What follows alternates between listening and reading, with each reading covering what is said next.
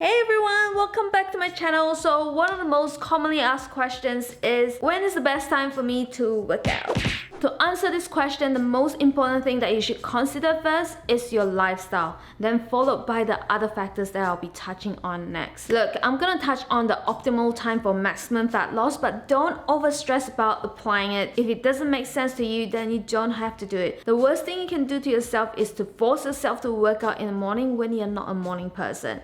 And I'm one of those people who hate working out in the morning, so I get it. So I'm gonna talk about the do's and don'ts during different times of the day, and also I'm gonna touch on a little bit about food as well. Alright, let's talk about morning workouts first. And when I say morning workouts, I mean workouts before breakfast. One of the easiest exercise you can do in the morning is fasted cardio. So it's basically going out for a walk, a fasted walk. So nothing before that, no breakfast, just go for a walk. So it is a low intensity steady state cardio. You can go for about a 20 minutes walk to 40 minutes walk. So yeah, I know not everyone has that time to work out in the morning, so just do what you can. After the fasted walk, what you can do is you can do some ab exercises. And also if you don't want to do either one of these, then you can try some yoga. Yoga in the morning is really great to, just like, get your body moving and just, get your lymphatic system moving.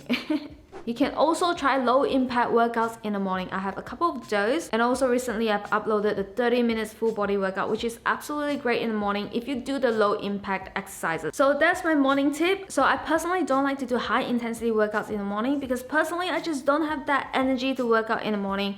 And also high intensity workouts burn mostly glycogen instead of fat, which I'll touch on later for the afternoon workouts. So yeah, low intensity workouts are amazing in the morning. Now let's talk about afternoon workouts.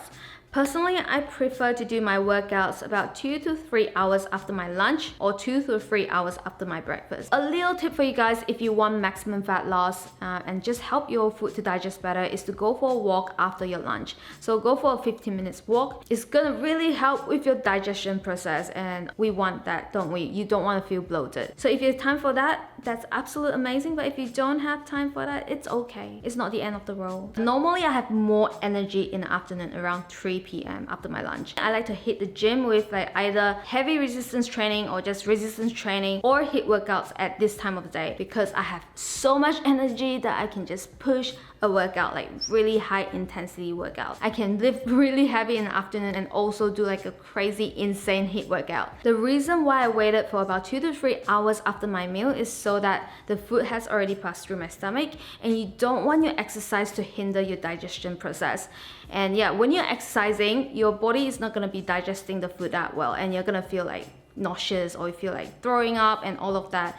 So yeah, wait for about 2 or 3 hours if you have problem exercising. So heavy resistance training or just resistance training or HIIT workouts are really great in increasing your metabolism. So if you have a sluggish metabolism, try to do these sort of workouts. And I personally just don't have that energy to do those workouts in the morning because I've fasted for 10 to 12 hours. I haven't eaten anything. I just woke up, my body is just kind of like, you just don't feel that strong in the morning. And it has been researched that people are just generally more energetic in the afternoon for workouts. So resistance training or HIIT workouts is gonna trigger this reaction called EPOC. So it's basically excess post-exercise oxygen consumption. EPOC is pretty much the afterburn effect that allows your body to burn fat while you're at rest for the next 48 hours. And HIIT workouts are generally really great for that because you're increasing your heart rate so much, you're breathing in so hard, and basically that's gonna trigger this afterburn effect. And that's the reason why a lot of people get really good results from my workouts because of this. So again, after a workout, make sure you have some carbs, some protein, and some fat.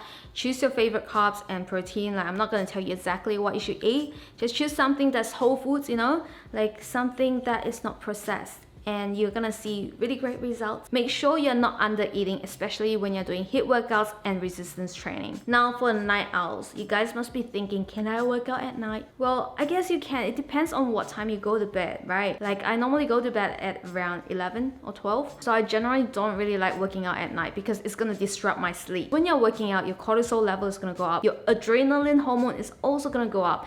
And when those hormones are up, it's really hard to relax. Those are like the hormones that get you excited, you know what I mean? Like, it's really hard to fall asleep when you're excited. But on the other hand, Adrian, he doesn't have a problem sleeping even like after, 2 hours after his workout. Like, he doesn't have a problem sleeping at night. So I guess like it really depends on you. Like, I'm easily stressed out, so it is not a good idea for me to work out in the evening, like late evening or at night. It is just a no-no for me. I personally prefer to work out in the afternoon. Some people prefer to work out in the late evening, which a lot of people don't do, is just because it actually increases the cortisol level, the stress hormones. But yeah, just do what you like to do. Nobody is gonna force you to do something that you don't want to do, you know what I mean? But if you insist in working out at night, you can go for low intensity exercises like ab exercises, go for a walk, or just some yoga or low impact exercises. Do exercises that are not gonna increase your heart rate too much. Personally, I just don't do any workouts at night just because I get stressed out so easily. The only thing I do is a walk after my dinner because I have a really weak digestion. So going for a walk for about 15 to 30 minutes is actually really good in, just improving the digestion process. And also sometimes I'll just do some ab exercises if I want to, because those are not super high intensity. If you want to lose some fat, you gotta have 8 hours of sleep a day. Well, 8 hours, 7 to 9 hours. Personally, I need about 8 to 9 hours of sleep to feel like really refreshed the next day. That's all for today's video. I hope you guys enjoyed today's video. Please smash that like button. Just smash it real hard. And if you don't like it, just smash it even harder. That's how you do it. I'll see you guys in my next video. Bye-bye. Exercise. A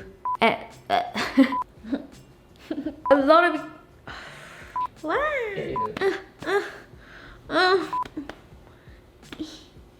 I'm tired. That's I'm